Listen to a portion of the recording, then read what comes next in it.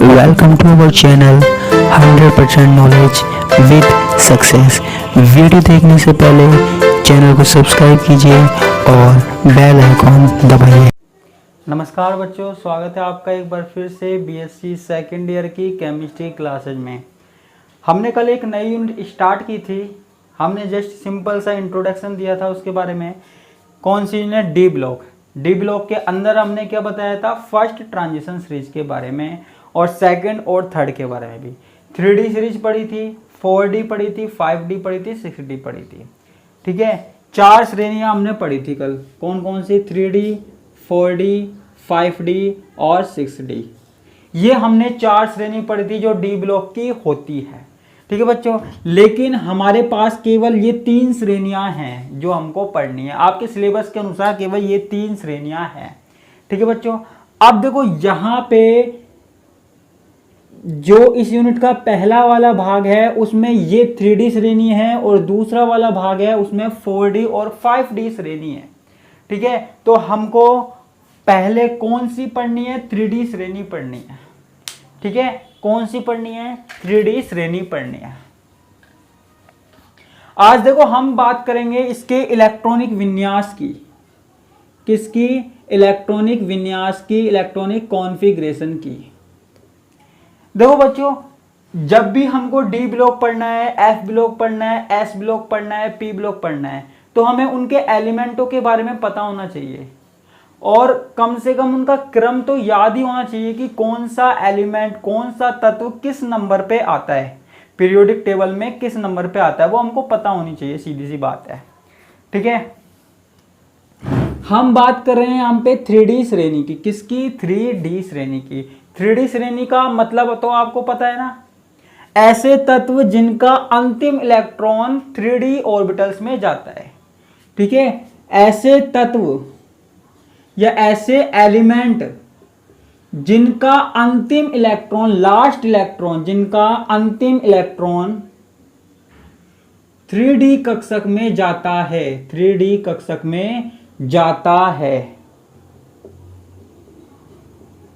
ठीक है, 3D श्रेणी कहलाती है। 3D श्रेणी कहलाती है। ऐसे तत्व जिनका अंतिम इलेक्ट्रॉन 3D कक्षक में जाता है, कौन सी श्रेणी कहलाती है?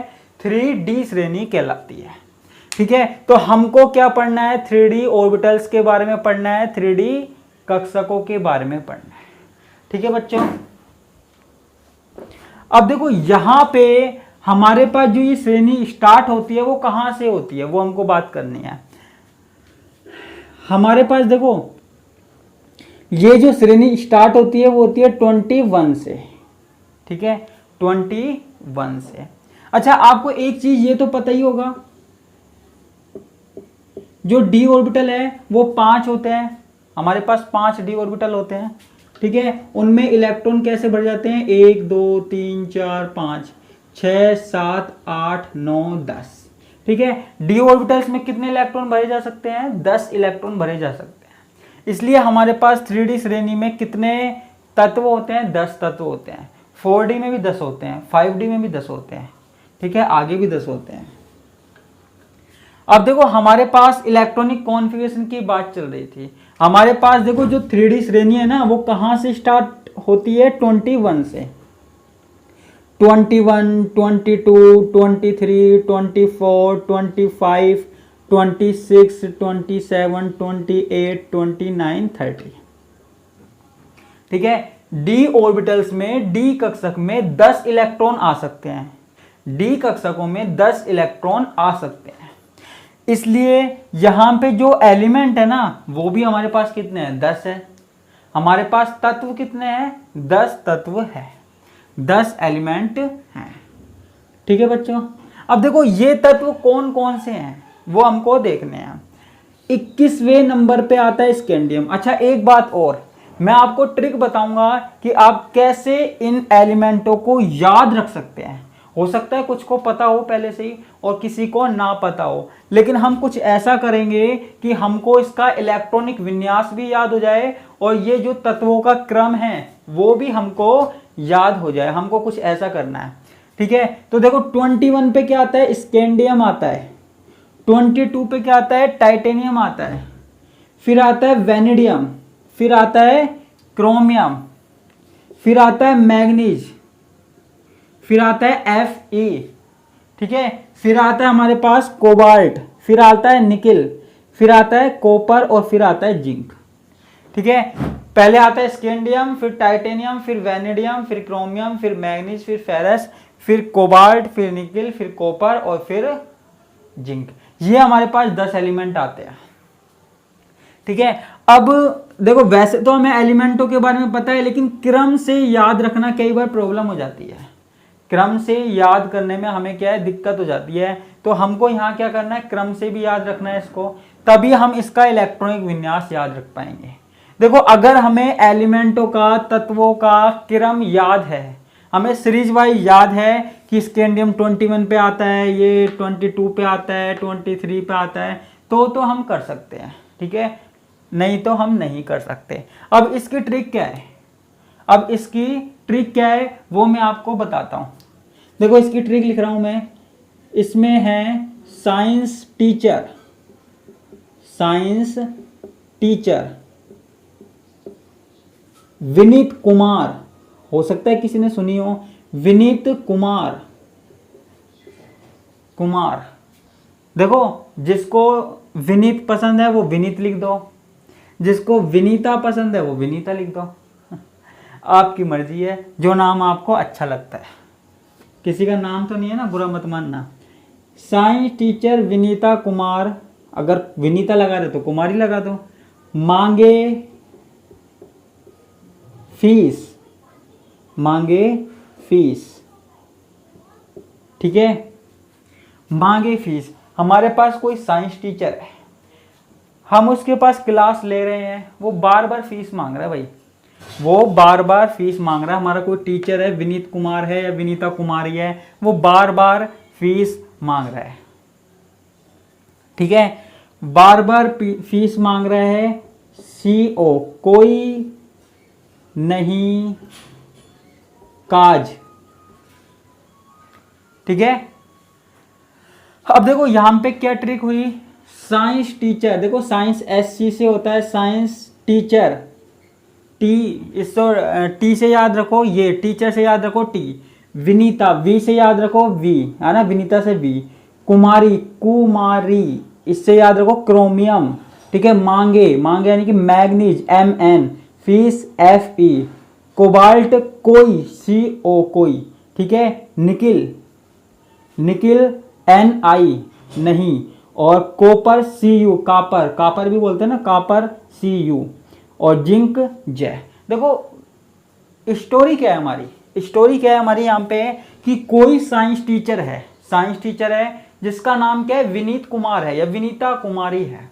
ठीक है, तो वो डेली फीस मांगने लग जाता है, हमको, हमसे डेली फीस मांगने लग जाता है कि भाई फीस दो। उसको कोई काम नहीं है, जो साइंस टीचर है ना, उसको फीस मांगने के अलावा कोई काज नहीं है, काम काज होता है ना, तो उसको कोई काम काज नहीं है, कोई भी काज नहीं है, वो सिर्फ फीस मांगता रहता है।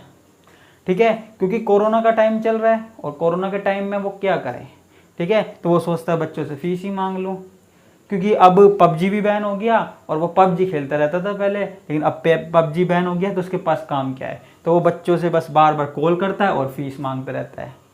ठीक है, तो साइंस टीचर हमसे फीस मांग रहा है, साइंस टीचर मांगे फीस, कौन, विनीता कुमारी, साइंस टीचर विनीता कुमारी मांगे फीस, कोई नहीं काज, कोई भी काम नहीं है उसके पास, घर पे खाली बैठा है भाई, बेरोजगार हो गया, सारे टीचर बेरोजगार हो गए हमारी तरह। हम हमेशा बेरोजगार रहते हैं, कभी भी फ़ोन कर लो, कभी भी मैसेज कर लो, हमेशा रिप्लाई देते हैं। ठीक है, ऐसे ही वो हमारे पास क्या है, बेरोजगार है, कोई काम नहीं है, तो बार बार बच्चों से फीस मांगता रहता है। ठीक है, क्योंकि बच्चों ने फीस नहीं दी ना, बच्चे फीस दे ही नहीं रहे, तो क्या करें, तो दिन भर एक ही काम रहता है साइंस टीचर के पास, साइंस टीचर विनीता कुमारी मांगे फीस। ठीक है, कोई नहीं काज, उसके पास कोई नहीं काज, कोई भी काम नहीं है, कोई नहीं काज, कोई भी काम नहीं है। ठीक है, तो ये हमारे पास क्या हुई, इसको याद रखने की ट्रिक, याद रह जाएगी, उम्मीद करता हूं आप नहीं भूलोगे। ठीक है, तो ये मैं इसको यहाँ से मिटा देता हूँ। मुझे यहाँ पे क्या देखना है, इलेक्ट्रॉनिक कॉन्फ़िगरेशन देखना है, इलेक्ट्रॉनिक विन्यास देखना है। ठीक है, तो ये तो हमारे पास क्या हो गया, परमाणु हो गया, एलिमेंट हो गया। ये हमारे पास क्या है, जो भी परमाणु हो गया, परमाणु क्रमांक है ना, सॉरी परमाणु क्रमांक हो गया। ये हमारे पास क्या हो गया, परमाणु हो गया। ठीक है, ये इसको बोल सकते हैं एलिमेंट हो गया। अब हमें देखो, अब हमें इसका इलेक्ट्रॉनिक कॉन्फ़िगरेशन याद रखना है। ठीक है, इलेक्ट्रॉनिक कॉन्फ़िगरेशन याद रखना है, वो भी हमारे पास क्या है, बहुत बड़ी बात है। क्योंकि कई बार एग्जाम में इलेक्ट्रॉनिक कॉन्फ़िगरेशन पूछ लिया जाता है, कोई से भी 2 या 3 एलिमेंट हमको दे देता है। पिछले साल के पेपर उठा के देख लीजिए, कई बार ऐसा हुआ है कि 3 या 4 एलिमेंट हमको पेपर में दे देगा और हमसे पूछेगा इनका इलेक्ट्रॉनिक विन्यास बताओ। ठीक है, इनका इलेक्ट्रॉनिक विन्यास बताओ, तो हमको उनका इलेक्ट्रॉनिक विन्यास भी बताना पड़ेगा। ठीक है बच्चों, अब देखो यहां पे हो क्या रहा है, देखो जब भी हम इलेक्ट्रॉनिक विन्यास लिखते हैं, आपको पता ही इलेक्ट्रॉनिक विन्यास कैसे लिखते हैं, 1s2 2s2 2p6 इस तरीके से लिखते हैं।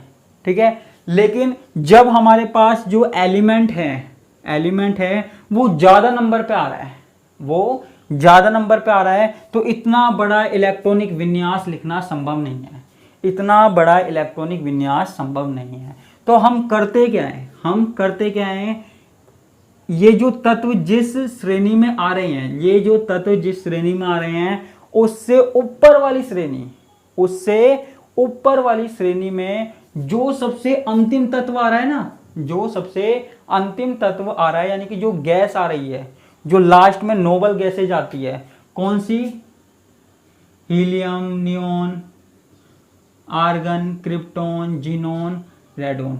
ठीक है, तो हमारे पास इन तत्वों से पहले जो सबसे आखिर में गैस आ रही है, इससे पहले वाली ऊपर वाली लाइन में, ठीक है, तो उसको हम लिखते हैं। तो देखो 21 से पहले हमारे पास ऊपर वाली लाइन में कौन सी गैस आती है, आर्गन आती है। ठीक है, कितने नंबर पे आती है, 18 नंबर पे आती है। ठीक है, कितने पे आती है, 18 पे आती है। तो हम सब इसमें क्या लिख सकते हैं, आर्गन लिख सकते हैं। ठीक है, तो 18 तक तो हमें क्या है, इलेक्ट्रॉनिक विन्यास लिखने की जरूरत ही नहीं है।